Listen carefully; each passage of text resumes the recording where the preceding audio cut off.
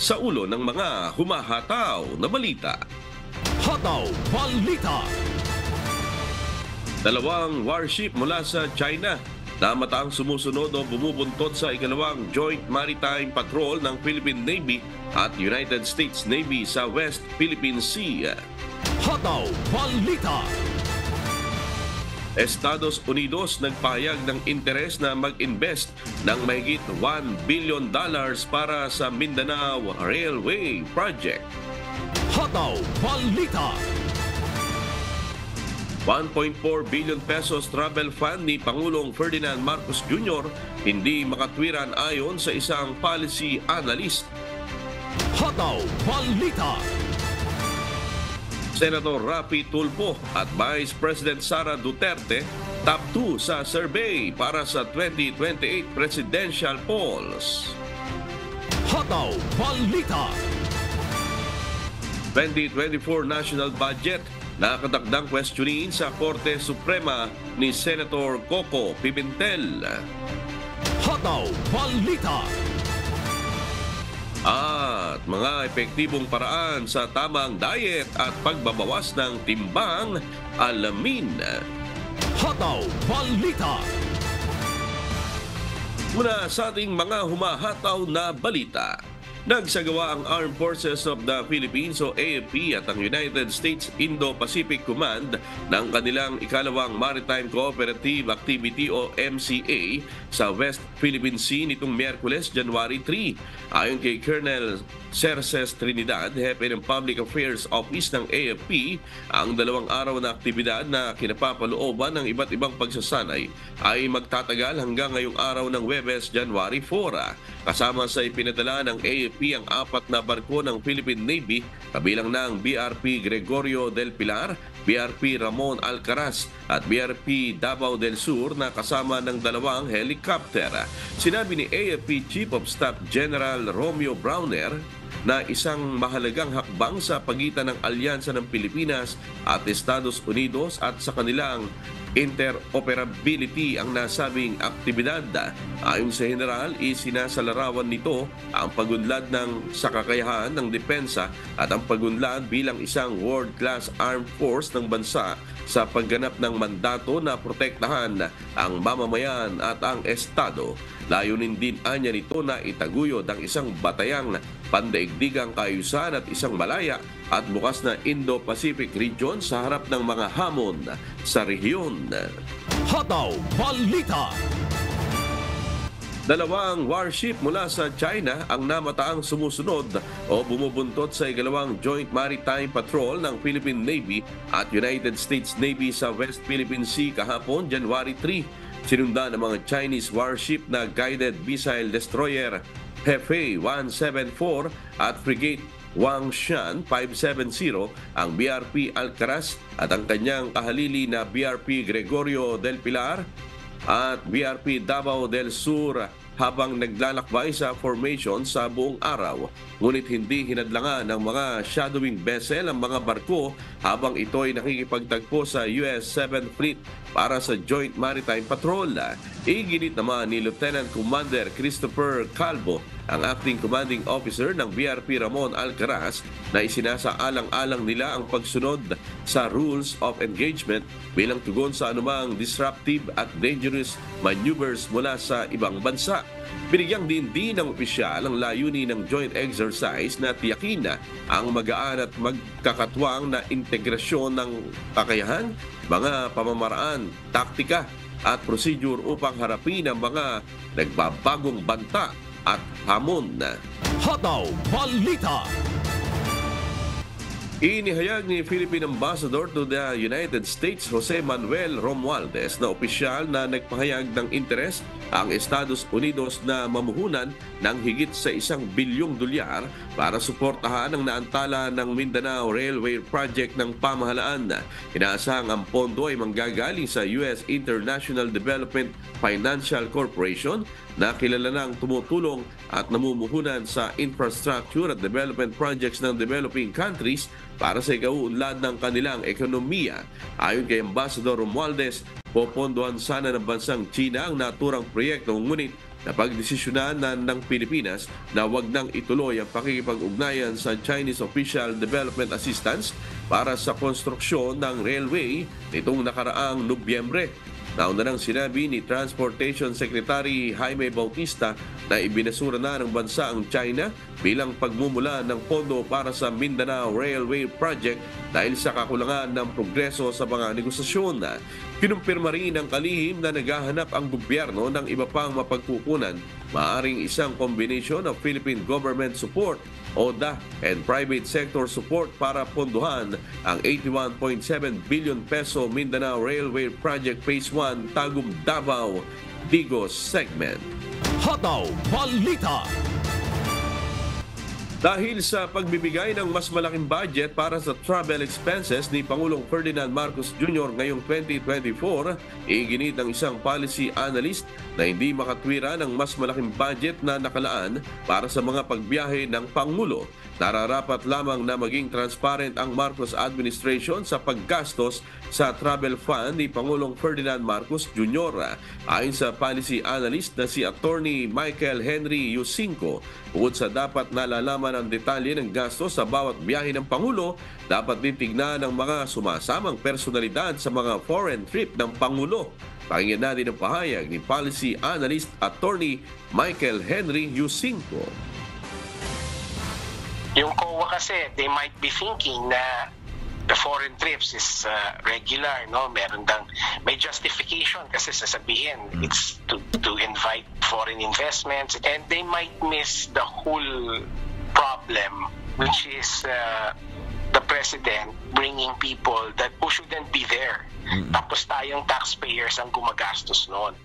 It's not appropriate, and the reason why it is not appropriate is because it tells us, kung gano'ng kalaki yung budget, it tells us na yung magiging foreign trips ng Pangulo natin, magsasama na naman siya ng maraming tao na hindi naman dapat doon. Ngayong taong 2024, aabot sa 1.4 billion peso ang inilaang pondo para sa domestic at international travel ni PBBM, mas mataas kumpara sa 893.87 milyon noong nakaraang taon. Sa kabila nito, nilinaw ni Yusinko na trabaho naman talaga ng Pangulo ang bumiyahe para na rin ito sa kapakanan ng mga Pilipino. Dapat lamang anyang matiyak na nagagasto sa tama ang buwis ng bayan. Ayon sa Malacanang at Department of Budget and Management, kabilang na nila sa kapalit ng malaking pondo para sa travel expenses ni PBBM sa taong 2024 ay ang mga nakukuhang pangakong pamumuhunan mula sa mga foreign investor na magbubunga naman ng trabaho para sa mga Pilipino. Ang pag-travel ng Pangulo natin overseas is part of his job. Responsibilidad niya yan bilang representative natin ng bansa natin sa international community. So it's in a way unavoidable for him to get invited or to attend international events as our representative. Hataw Balita. Maaari umanong maglabas ng pahayag si Pangulong Ferdinand Marcos Jr. para sabihin na hintayin muna ang desisyon ng Korte Suprema hinggil sa inihaing petisyon ng Grupong Piston at commuters laban sa PUB franchise consolidation. Itong nakitang isa sa mga solusyon ng mga petitioner patapos hindi maglabas ng Temporary Restraining Order o TRO ang Korte Suprema. Ayon sa abogado ng mga petitioner na si Attorney Nery Colmenares, mali rin umano ang nakarating na impormasyon sa Pangulo na 70% na ng mga PUB ang consolidated. Pakinggan natin ang pahayag ng abogado ng mga petitioner na si Attorney Nery Colmenares. Sa kansilahin nyo ngayon, kung nanalo ang mga chopper at commuters sa Korte Suprema, hindi nyo na mabalik yung nakalipas. The President kasi can claim na he was misinformed with a 70% consolidation rate. Kamukat-mukat niya, 36 to 40% nga ngayong araw yung admission ng LTFRB. So we can say, isuspend muna natin yung cancellation ng prangkisa. Binigyang din ni Attorney Colmenares, pwede pa silang dumulog muli sa Korte Suprema para sa panibagong petisyon dahil wala silang nakuhang Temporary Restraining Order o TRO hanggang mapaso ang deadline sa PUB Franchise Consolidation nitong nakaraang December 31, 2023. Batay umano sa nakuha nilang impormasyon, hindi kaagad mga modernong jeep ang gagamitin sa mga susunod na buwan, kundi ang mga lumang jeep. Hataw Balita. Posibleng tumakbo bilang senador o kongresista at maging House Speaker si dating Pangulong Rodrigo Duterte ayon sa political strategist na si Malu Tiquia. Ayon sa kanya, posibleng tumakbo si dating Pangulong Rodrigo Duterte sa susunod na halalan bilang senador o hindi naman kaya ay isang party list representative at sakaling matuloy ito, may tsansa rin itong mailuklok bilang House Speaker. Sa gitna naman ito ng issue ng ginagawang investigasyon ng International Criminal Court o ICC sa anti-drug war ng dating Pangulo. Gayun din ng tensyon sa pagitan ng Duterte camp at ni Speaker Martin Romualdez na pinsang buo ni Pangulong Bongbong Marcos Jr. Dagdag pa ni Tiquia, inaasahan na rin ang pagsulpot ng oposisyon ngayong 2024. Pakinggan natin ang pahayag ng political strategist na si Malu Tiquia. Ngayon nagsabi, party list, ilagay natin dyan ang party list ni PRRD. Imagine mo yun ha, hindi ka gagastos, makakakuha ka ng nationwide consistency probably near to his 2016 performance. Hindi Anong maximum seat pag ganyan, ma'am? Hindi naman pwede 16 million na uboto mo sa party list. Hindi pa tapos nila. Wala ko, 16 million madami, 3 Kaya ano, bigla ko na paisip sa Senado. Sige, okay. Mike, speaker, ang boto 16 million. Pwede, oo, yun nga. Kaya ng pera na i-distribute sa mga legislators, iboto nyo ako. Kaya sabi ko, maganda yung strategy yun. Titingnan natin kung paano magde-develop yung salitang budol. So, lahat ng anti-budol sasama sa oposisyon. Ito ay lalo na't naghahanda na rin ang mga nagbabalak tumakbo sa 2025 midterm national and local elections. Hataw Balita. Nanguna sa isang survey bilang presidential bets para sa taong 2028, sina Senator Rapi Tulfo at Vice President Sara Duterte. Sa pinakabagong Tangere Presidential Survey ng Acquisition Apps Incorporated para sa 2028, top 2 sina Senator Tulfo at VP Sara kung ngayon gaganapin ang eleksyon. Isinagawang survey sa pamamagitan ng panayam sa 2,000 respondents mula November 20 hanggang 24, 2023. Isinagawa o batay sa survey, 32% ng mga Pilipino ang nais maging Pangulo si Senator Tulfo. 31% naman ng mga kababayan si BP Duterte ang kanilang unang presidential choice. Mataas ang rating ni BP Duterte sa mga taga Mindanao. Si Senator Tulfo naman pinili ng mga nasa 18 to 35 at 51 years old above age group.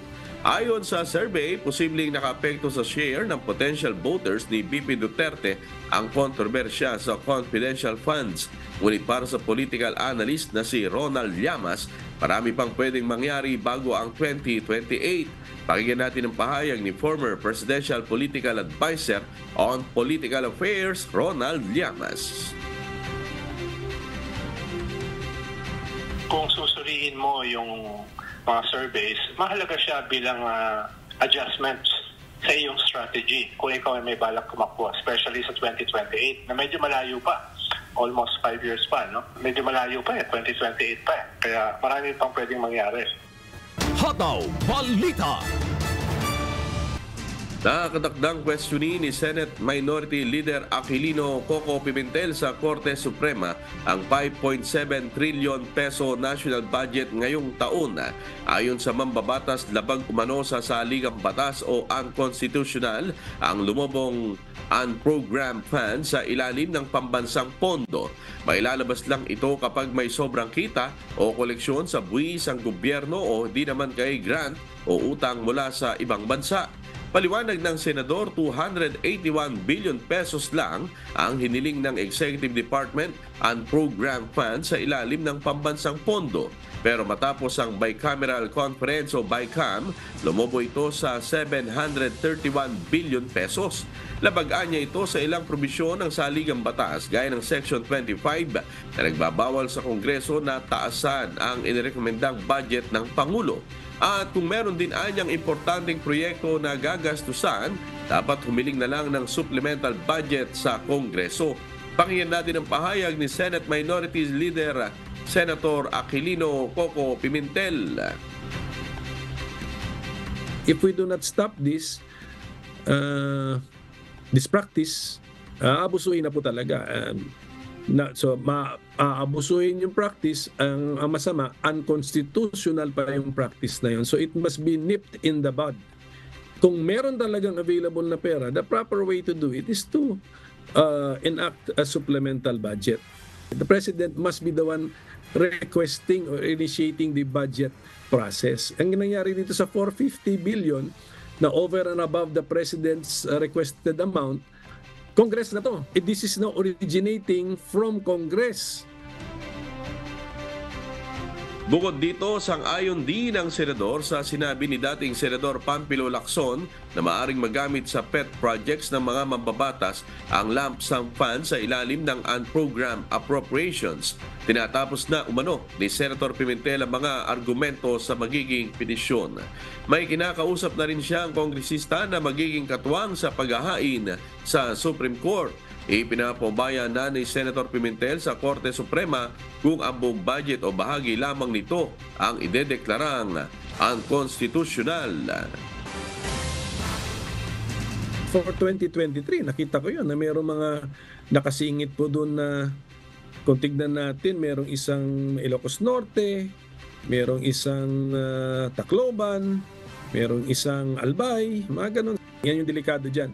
Merong sa unprogrammed appropriations, merong matasabi nating lump sums, meron din mga itemized. So doon sa mga nakalump na mga amounts, palakasan na yon kasi per request na yan eh. Ano nangyayari tuloy? Hindi tuloy nakikita yung final version kasi second and third reading, isang araw lang, papede because of the Presidential Certification of Urgency. Ilang thousand of pages ito, di lalo natin hindi nakikita lahat ng detalye. So, after the fact na tuloy, na ngayon na batas na, makikita natin ang mga detalye, then therefore, it's the proper time to question yung mga wala sa lugar. Sinisiga pa ng UNTV News na makakuha ng tugon mula sa Department of Budget and Management o DBM. Hataw Balita. Sa iba pang balita, libo-libong pasahero sa Batangas Port ang dumating at umalis simula kahapon matapos ang mahabang bakasyon. Nananatili namang maigpit ang seguridad sa pantalan maging sa mga barko na umaalis sa Piera. Si Ari Silvestre, humahataw. Hataw Balita. Patuloy kahapon, January 3 ang pagdating ng mga pasahero sa Batangas Port mula sa mahabang bakasyon. Ayon kay Philippine Coast Guard o PCG Batangas Station Commander Jerome Jesiel, aasahan pa nila ang pagdating ng mga pasahero sa Batangas Port sa mga susunod na araw.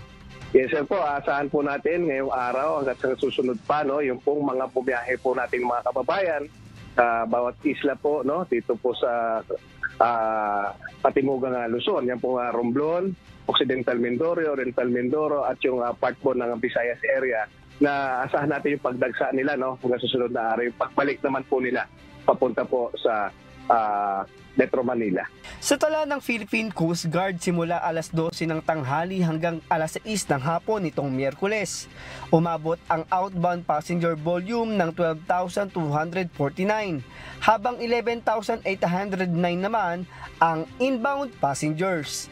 Bukod sa mga pasahero at sa kanilang mga bagahe, mahigpit ding sinusuri ang mga roll-on, roll-off o ro-ro vessel na umabot sa 45 upang matiyak na maiwasan ang overloading.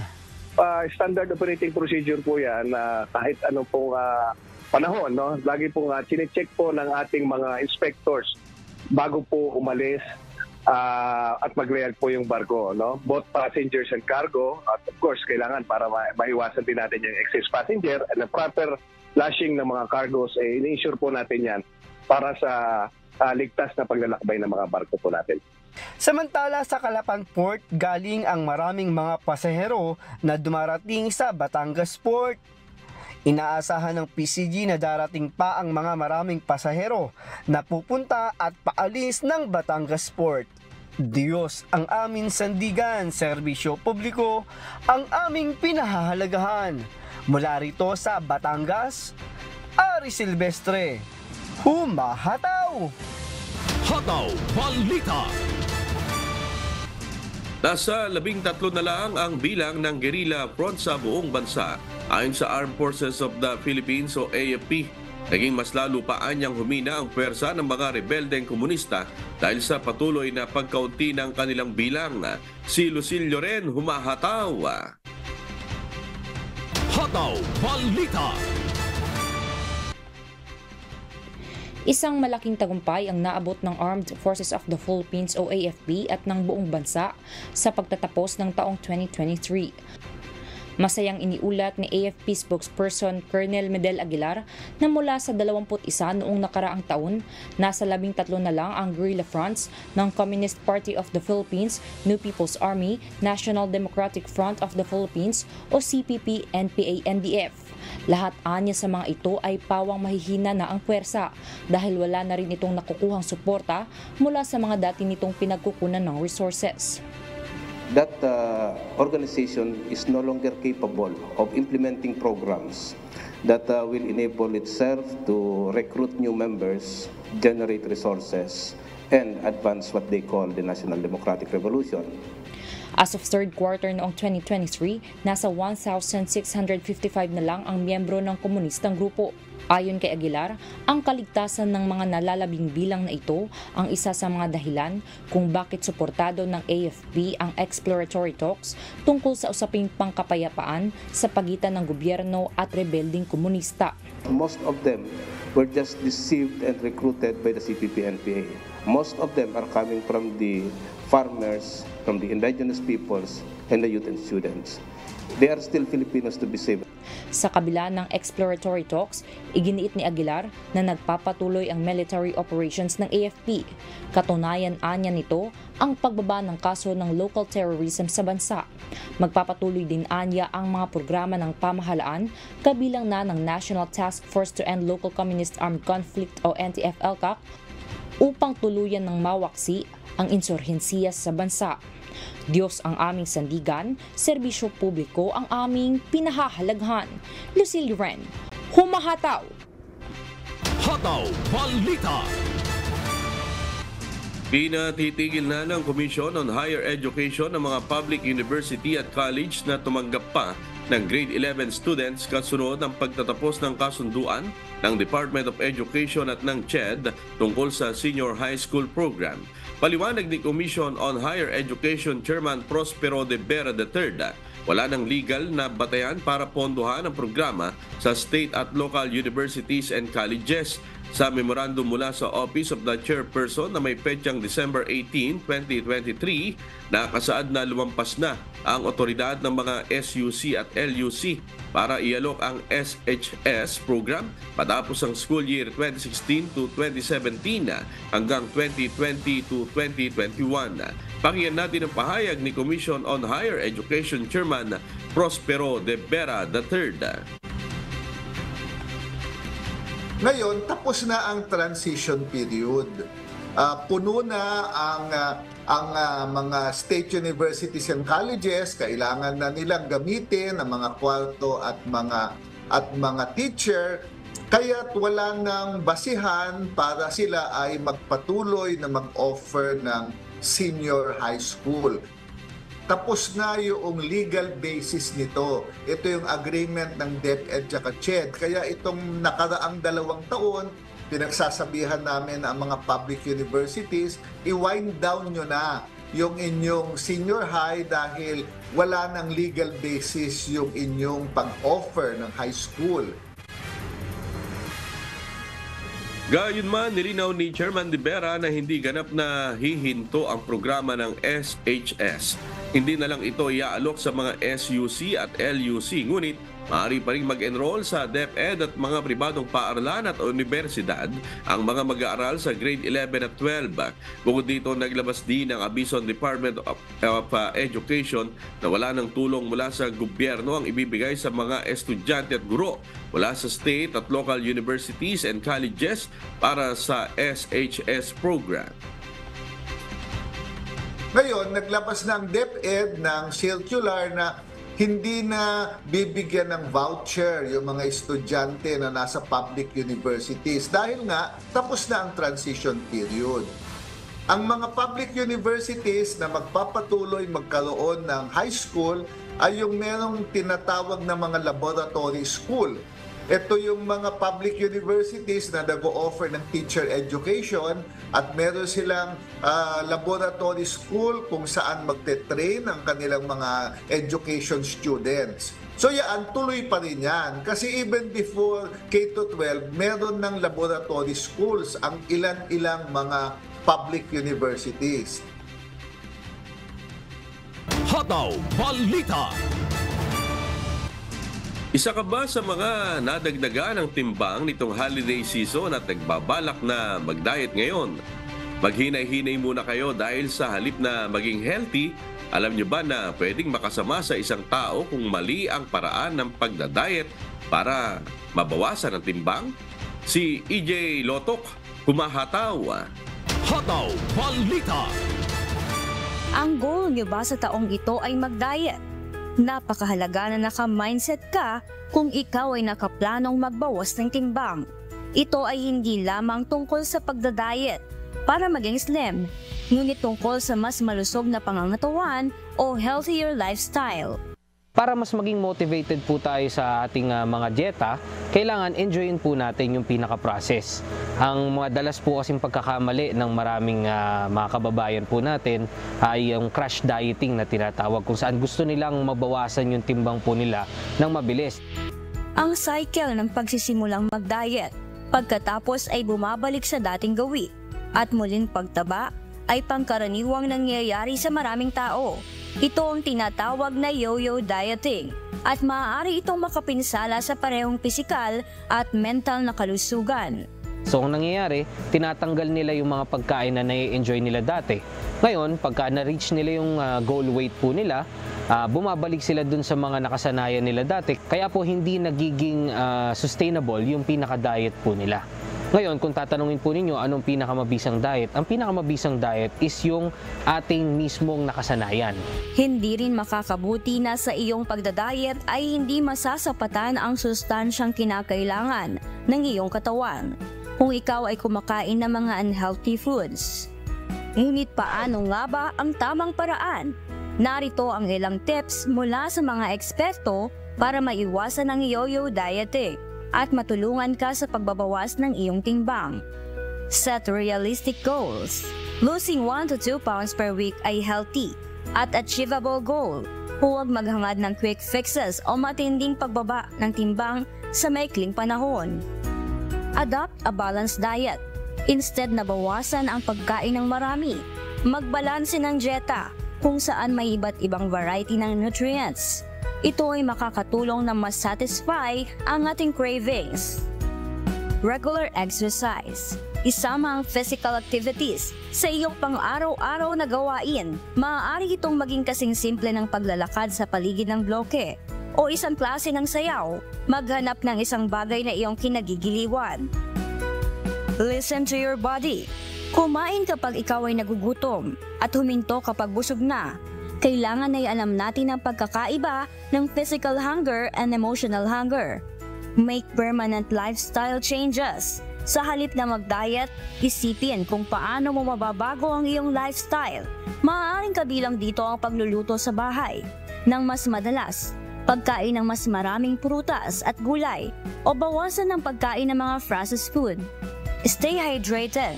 Uminom ng maraming tubig na makakatulong upang maiwasan ang nararamdamang gutom at maging hydrated. Get support. Ito man ay isang dietitian, a supportive friend, or a weight loss group.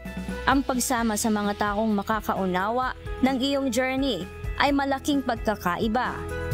Be patient. Weight loss takes time. Huwag tayong ma-discourage kung hindi pa natin nakikita agad ang resulta. Tandaan na ito ay mahabang proseso ng pagbabago. Ngayon, ano ba ibig kong sabihin? Imo-modify po natin yung diet natin. Hindi po tayo mag-aalis ng mga bagay kung tayo po ay isang healthy individual. Hindi po natin aalisin totally yung mga comfort foods po natin. Yun po kasi ang number one na dahilan kung bakit hindi po nagiging sustainable yung diet ng isang individual. Tandaan, ito ay hindi lamang tungkol sa pagbabawas ng timbang, kundi sa pagkakaroon ng mas malusog na pangangatawan. Kaya palaging kumonsulta sa isang healthcare professional bago magsimula ng anumang bagong programa sa dieta o ehersisyo. Hindi naman nangangahulugan na hindi mo na ma-enjoy ang inyong mga paboritong pagkain. Ngunit makakabuti kung ine-enjoy natin ito na may disiplina. Remember, it's not about being perfect. It's about discipline. Kapag mayroon kang disiplina sa iyong lifestyle, ay doon magsisimula ang pagbabago. Keep going at tandaan kung bakit ka nagsimula. EJ Lotok, Q1 TV News and Rescue. Diyos ang aming sandigan, serbisyo publiko ang aming pinahahalagahan.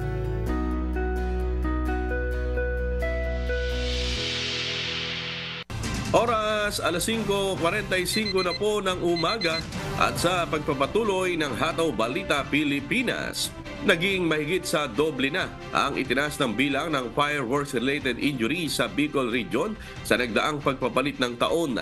Batay sa datos ng Department of Health Region 5, nasa 45 kaso na ng mga naputukan ng naitala sa rehiyon. Si Brian Baldarahe, humahataw. Hataw Balita. 3 araw matapos ang pagsalubong sa bagong taon, sumampa na sa 45 ang kaso ng mga fireworks-related injury ang naitala sa Bicol Region simula December 21, 2023 hanggang kahapon January 3, 2024. Ayon sa Department of Health o DOH Region 5, mahigit sa doble ang itinaas nito kumpara sa 20 kaso lamang ng fireworks-related injuries noong nakalipas na taon. Dagdag pa ng kagawaran, posibleng ang pagluwag sa mga restriction at protocol ang dahilan kaya tumaas ang kaso ng mga naputukan sa rehiyon ngayon taon. Pinakamaraming naitala na fireworks-related injuries ay sa probinsya ng Camarines Sur na may 17 kaso. Sumunod ang Camarines Norte na may 16 na kaso, 8 sa Albay, 2 sa Sorsogon, habang tig-1 kaso naman ang naputukan ng naitala sa mga lalawigan ng Masbate at Catanduanes.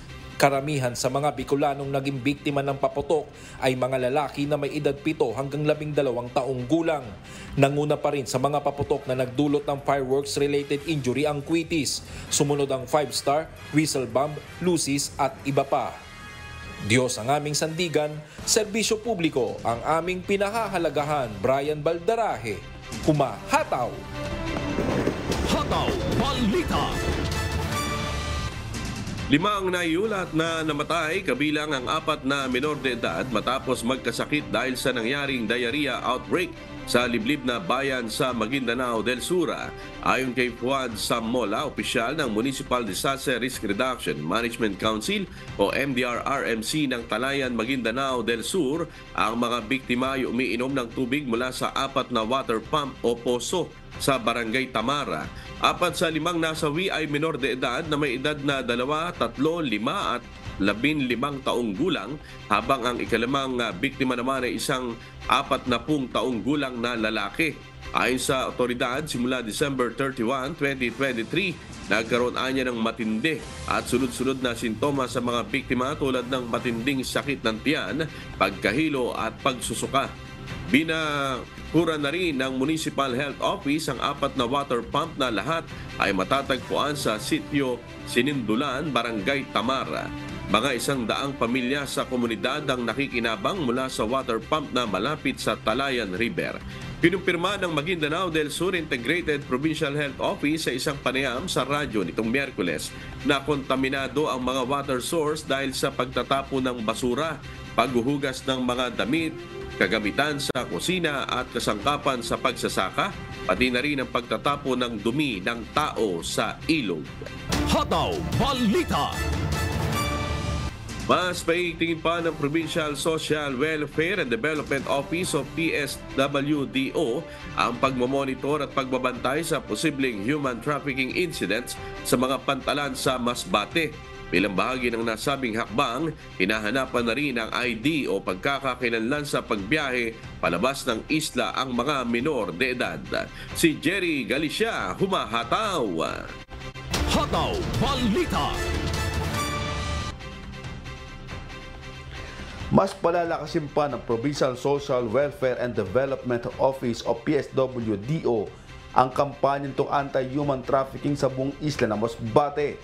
Buso ito na muli pagdagsa ng libu-libong mga pasero sa mga pantalan sa 3 isla ng Masbate. Kung dati sa mga private van lamang sumasakay ang ilang mga pasero palabas ng Masbate, rin mag sa mga pampasaherong bus na. Mula ito ng payagan ng pamalang palalawigan nitong buwan ng Nobyembre na nakaraang taon matapos alisin ng Land Transportation Franchising and Regulatory Board o LTFRB ang restriksyon sa health emergency dahil sa COVID-19. Isa sa mga paraan na ginagawa ng mga otoridad upang huwag makapambiktima ang mga illegal recruiter ng mga minor de edad ay ang pagtitiyak na may ticket at terminal fee ang isang mananakay. Plano niya ngayong taon na muli ma-reactivate yung partnership or muli mag-table talk kami ng mga partners natin dito sa port para paigtingin pa ang ating kampanya. Hindi lang po dito, sir, sa port ng Masbate. Identification card naman o ID para sa mga minor de edad bago magbiyahe. Kung walang may papakitang ID ang isang minor de edad, iimbitahan ito sa anti-human trafficking upang alamin ang impormasyon. Hindi naman pinahintulutan na makabiyahe ang mga kabataang walang sapat na dokumento oras na mapag-alaman na hindi ka mag-anak ang sinamahan ng mga ito. Sa pamamagitan, sir, ng ating patuloy na yung continuous port roundings and monitoring natin sa pasahero, nadidetect natin yung pasahero kung yung mga bata ay minor, may kasama. Possible, tinatanong, ini-invite natin ng maayos. Sa ngayon, sir, ang ginagawa natin, tinatawagan natin ang immediate family, kino-coordinate natin sa MSWDO, and then, yung liable po na maibalik yung bata sa lugar kung saan galing, yung driver po. Sa tayan ng Philippine Coast Guard o PCG Masbate, mahigit 2,000 pasahero ang umaalis sa mga pantalan simula pa kahapon na matapos ang holiday sa isla ng Masbate. Payag naman ang mga pasahero sa ginagawa ng Anti-Human Trafficking Department sa paghahanap ng ID sa mga minor de edad. Ay mas maganda po yan, mas maigi po kasi para maiwasan po yung human trafficking nga na nangyayari sa kahit sa iba na bansa. Mas pabor po ako sa ganyan na sitwasyon po. Aba, maganda po yung ganyan. Maganda po yung pagkakaroon ng ID kasi una, mababawasan yung mga nagagala dyan na hindi nagpapaalam sa magulang, yung gumagawa ng kaaliwas-wasan minsan. Makikipag-ugnayan naman ang PSWDO sa mga local government unit o LGU official na may mga pantalan upang makapaglagay na rin ng anti-human trafficking help desk sa kanilang mga lugar. Diyos ang aming sandigan, serbisyo publiko ang aming pinahahalagahan. Jerry Galicia, humahataw. Pagkain, trivia, inaabangan, kultura at iba pang makikita. Patikim Probinsya. Dinarayo ngayon ng mga turista at bakasyonista ang tinaguriang New Zealand ng Pinas na matatagpuan sa probinsya ng Bukidnon. Tara't silipin natin ang natatanging ganda ng communal ranch ng Impasugong. Si MJ Vasquez may patikim.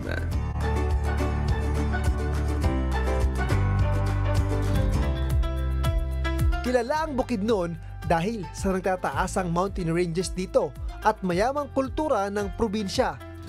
Ngunit bukod dito, agaw pansin din ang isa sa mga tourist destination na matatagpuan sa bayan ng Impasugong, ang Communal Ranch.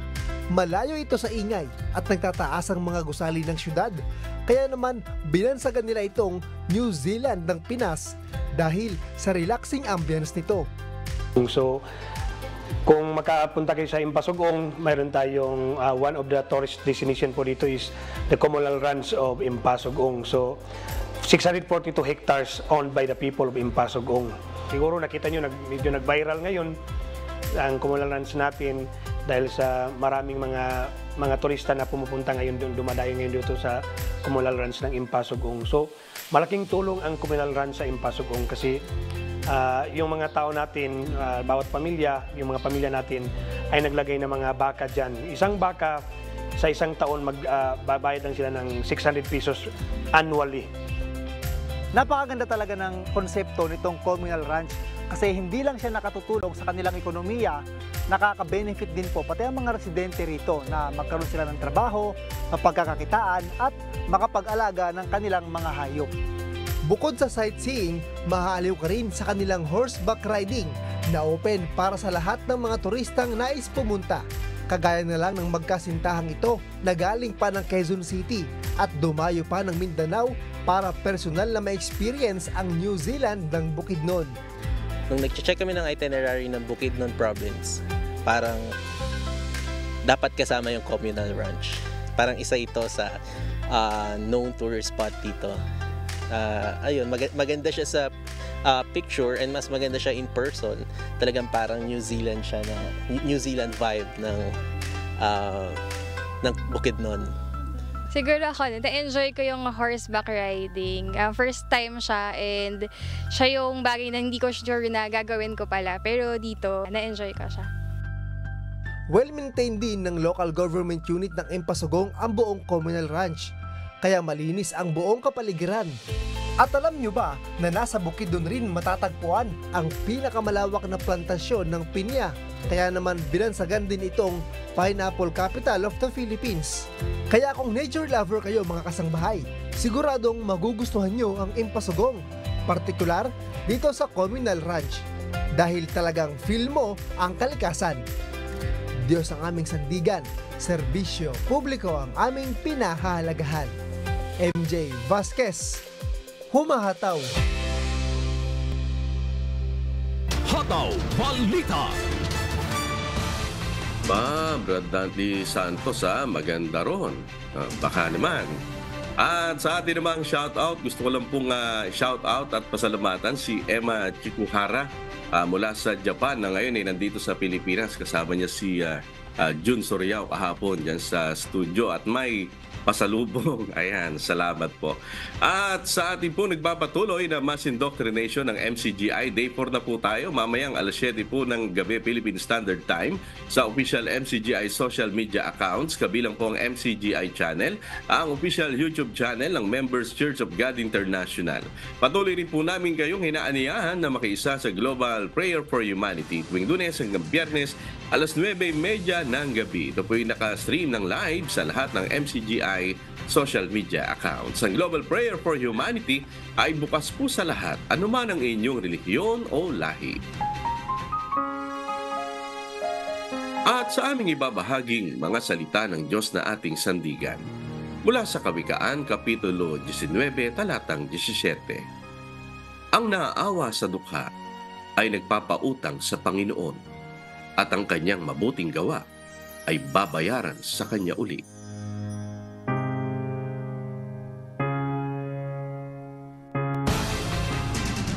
At yan po ang mga humahataw na balita ngayong umaga ng Huwebes, ika-4 sa buwan ng Enero 2024. Sa ngalan po ng lahat ng bumubuo ng UNTV News and Rescue at ng UNTV Radyo Libertad 1350, ng ating mga correspondent mula Luzon, Visayas at Mindanao. Ako po ang inyong amigo, Sherwin Kulubong. At dito sa UNTV at UNTV Radyo Libertad 1350, Diyos ang aming sandigan, serbisyo publiko ang aming pinahahalagahan. Susunod na po ang Good Morning Kuya. Salamat po sa Diyos at magandang umaga.